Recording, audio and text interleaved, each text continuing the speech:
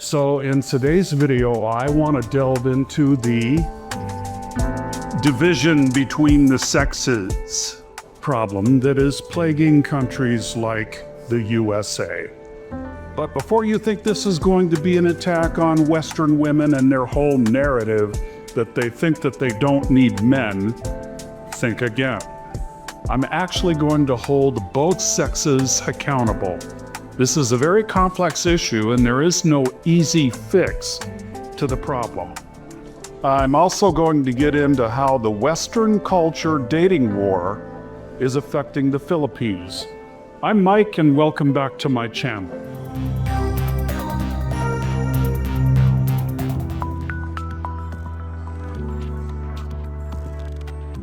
For the past few years, you've probably heard the phrase repeated over and over again in Western cultures. I don't need a man. It shows up in social media videos, podcasts, comment sections, and viral clips. It's often delivered loudly and proudly as a symbol of independence. But there's something deeply ironic about the way that statement is usually made. Very often, the person saying it is speaking into a smartphone that was engineered, designed, and manufactured largely by men. They talk about how men are not needed while sitting inside a home built by men in a city where the infrastructure, power grid, and transportation networks were constructed mostly by men, while enjoying the safety provided by police officers, soldiers, firefighters, and security systems that are still overwhelmingly male. Now, before anyone misunderstands this point, let me make something clear right away. This isn't about saying that men are better than women or that women should be excluded from doing these types of jobs that are mostly performed by men. Women shouldn't be discriminated against in any profession like construction, climbing up a telephone pole, or repairing a broken sewer line. But the fact is that most women don't want to do jobs like that. That isn't toxic masculinity or sexist of me to say that. It's just a fact. So it's not about putting one gender above the other. This is about something much simpler. A reality check about how human civilization actually came into existence. Because the truth is, for nearly all of human history, the greatest threat to human beings was not men. It was the environment. It wasn't some guy down the street that people feared the most. It was winter. It was freezing temperatures that could wipe out entire villages. It was predators like wolves and bears. It was disease, starvation, floods, droughts, and the constant uncertainty of survival. For thousands of years, human beings were not arguing online about gender politics. They were trying to stay alive. Food had to be hunted or grown. Shelter had to be built from raw materials. Fires had to be maintained through cold nights. Communities had to defend themselves from threats, both human and natural. Survival required effort, cooperation, and sacrifice. And that survival didn't happen because men didn't need women. It also didn't happen because women didn't need men. Humanity survived because men and women needed each other. Each played different roles, had different strengths, and different responsibilities that allowed families, tribes, and eventually civilizations to grow and endure. But something strange has happened in Western cultures like the United States. Comfort has created amnesia. When life becomes extremely safe, extremely convenient, and extremely comfortable, people begin to forget what it took to build that safety and comfort in the first place. Luxury creates loud opinions, but it often shortens gratitude. Many of the conveniences people enjoy today, clean water, electricity, transportation systems, modern housing, medicine, and digital technology exist because generation after generation of people worked, struggled, and sacrificed to build them. and many of the hardest, most dangerous physical jobs throughout history, mining, construction, heavy industry, war, and infrastructure building, men carried much of that burden. Again, recognizing that reality isn't about superiority, it's about acknowledging history.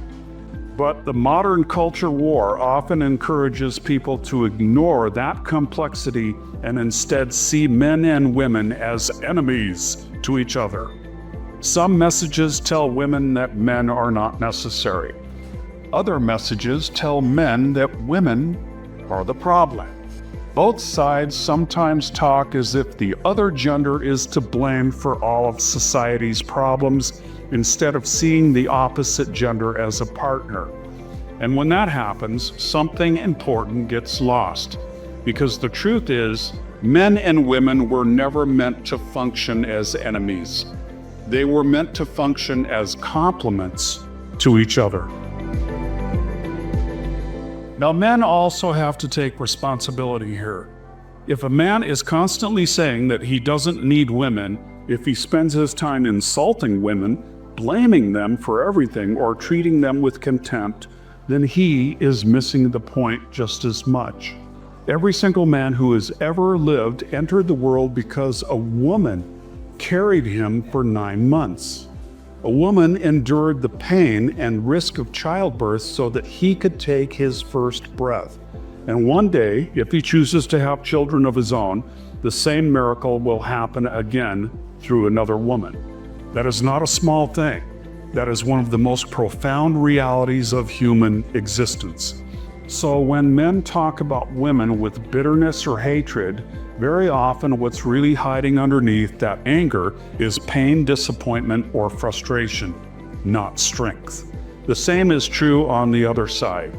When people start treating the opposite gender like they're the enemy, they forget something fundamental about life. Human beings are built on balance. Men and women are different, and that should be okay. Men and women bring different energies, different perspectives, and different strengths into the world. Historically, men often focused on building and protecting the outer structures of society. Women often focused on nurturing families, relationships, and the emotional fabric that gives life meaning. Men built the shelter. Women built the soul inside the shelter. Men forged the tools, roads, and systems that allow civilizations to function.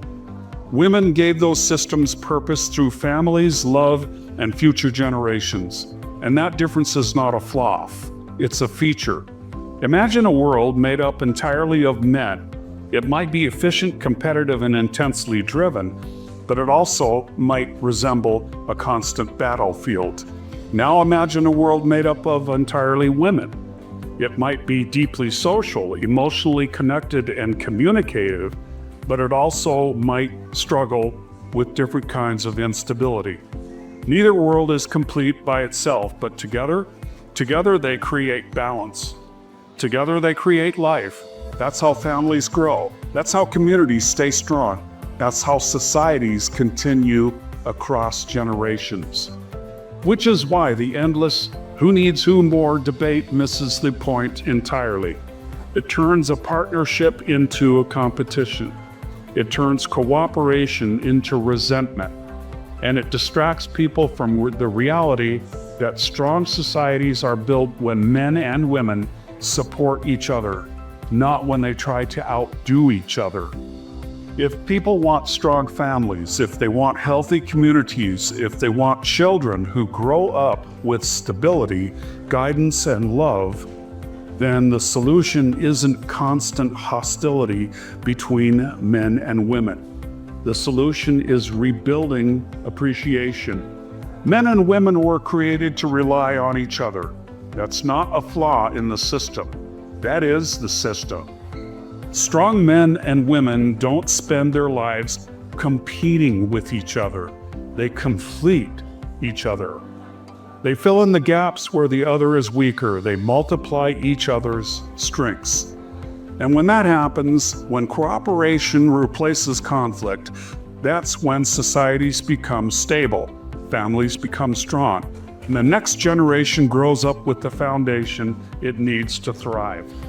Because the future isn't built by men alone, and it isn't built by women alone. The future is built the same way civilizations have always been built, men and women working together. And unfortunately, that foundation is being undermined by modern feminism. And modern feminism has infiltrated its way into the hearts and minds of many Western women to the point that a man can't walk up to a woman and strike up a friendly conversation with her. And if he musters up the courage to do so, he could be treated like he's a creep for saying hi. So it's undeniable that the division between men and women is a real phenomenon. And I think that trend is only getting worse. Men are escaping the toxic dating climate in countries like the United States, and they are coming here to the Philippines. So I'm just going to close out this video with this question. Are things only getting worse? Or has it gotten as bad as things can possibly get, and are they going to now get better? Well, that's going to wrap up this video. Thanks for making it this far. If you like this video, be sure to give it a thumbs up and subscribe to my channel. Also, remember to click or tap the bell notification. As I hope to catch you in the next video. God bless and peace out.